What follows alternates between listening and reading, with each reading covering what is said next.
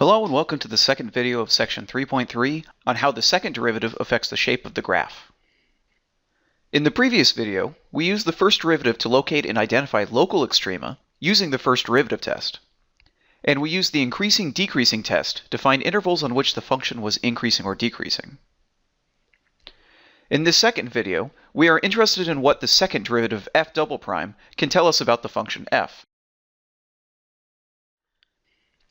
As the second derivative f double prime is the derivative of the first derivative f prime, using the increasing-decreasing test, if the second derivative is positive, then the first derivative is increasing.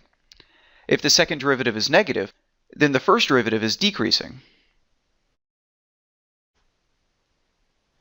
Like with the first derivative, you can see in the shape of the graph whether the second derivative is positive or negative. An interval has upward concavity if the function lies above the tangent lines of points on that interval. An interval has downward concavity if the function is below the tangent lines of points on that interval. The parabola y equals x squared is concave upwards on the entire real line. Notice how it lies above the tangent line no matter what point we choose. While the red function is concave down on the interval negative infinity to 0, and concave up on the interval 0 to infinity. Notice how the red function lies below the tangent lines on the interval negative infinity to 0, while the red function lies above the tangent lines on the interval 0 to infinity. A useful way to identify concavity is by quartering a circle horizontally and vertically. Quadrant 1 is decreasing in concave down, and quadrant 2 is increasing in concave down, and quadrant 3 is decreasing in concave up, and finally quadrant 4 is increasing in concave up. With these four arrangements in mind, one can estimate whether the first or second derivative of a function is positive or negative just by looking at the graph. To find intervals which are concave up and intervals which are concave down, we divide the domain of a function f into intervals whose endpoints are critical numbers of the first derivative. That is, those x values c in the domain which make the second derivative 0 or for which the second derivative does not exist. Points whose x values are local maximum or local minimum on the graph of the first derivative are called inflection points. These are the values at which concavity changes from negative to positive or positive to negative.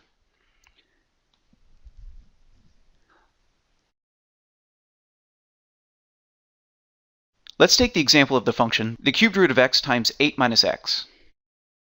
We'll find the inflection points in intervals which are concave up or concave down. Taking the first derivative using the product rule, we simplify by factoring. Notice that each term in the sum has a part x. We'll factor the lowest exponent, and we clear the denominator by factoring the fraction 1/3. We now have a nice simplified first derivative. But we want to test for concavity, so we need the second derivative. We now take the derivative of the first derivative using the product rule. We simplify by factoring. Notice that each term in the sum has an x. We'll factor the lowest exponent, and we clear the denominator by factoring the fraction negative 2/9. We now have a nice simplified second derivative. We divide the domain of the original function f into intervals whose endpoints are the x values for which the second derivative is 0 or does not exist. The function f has the entire real line as a domain, and the x values which make the second derivative 0 is x equals -4. While the x value which makes the second derivative not exist is 0. We use the test points of -5, -1, and 1, plugging them into the second derivative. We see that the interval -4 to 0 is concave up, while the interval negative infinity to -4 and 0 to infinity is concave down. Since concavity changes from negative to positive at x equals -4, and positive to negative at x equals 0, the points -4, 4 cubed root of -4, and 0, 8 are inflection points of f. A final application of the second derivative to the shape of a graph is the second derivative test. If the second derivative is continuous about a point C, and C makes the first derivative 0, and the second derivative is positive, then C is a local minimum of f. Draw how you typically imagine a local minimum. The function decreases and then increases again with a smooth transition from positive to negative, no cusps or corners, and the point C has a horizontal tangent. Notice that the function is always above the tangent line at points bordering C. That means that the interval about C is concave upwards. This is the observation of the second derivative test.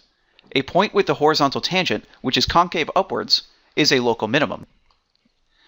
In the same way, we see that a point with the horizontal tangent which is concave downwards is a local maximum. Returning now to our previous example, we cannot use the second derivative test on the point x equals 0, as that is the only point of discontinuity for the second derivative.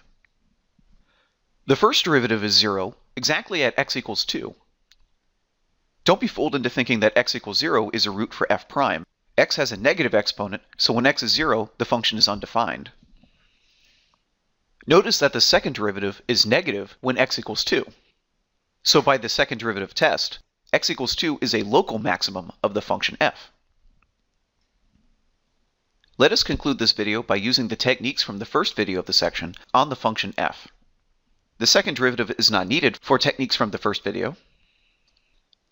We can determine which intervals are increasing and decreasing on the function f by taking the critical number x equals 2, where the first derivative is 0, and the critical number x equals 0, where the first derivative does not exist, and dividing the domain of the function f into intervals with endpoints 0 and 2.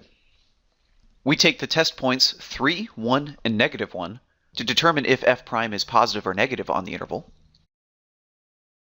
We find that the function f is increasing on the interval negative infinity to 0 and 0 to 2, while it is decreasing on the interval 2 to infinity.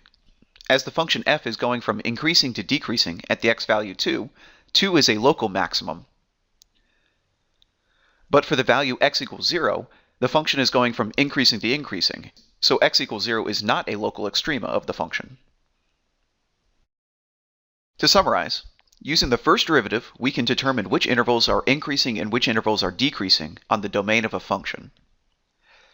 Using the second derivative, we can determine which intervals are concave upwards and which are concave downwards on the domain of a function. We can use either the first or the second derivative test to help us find local extrema.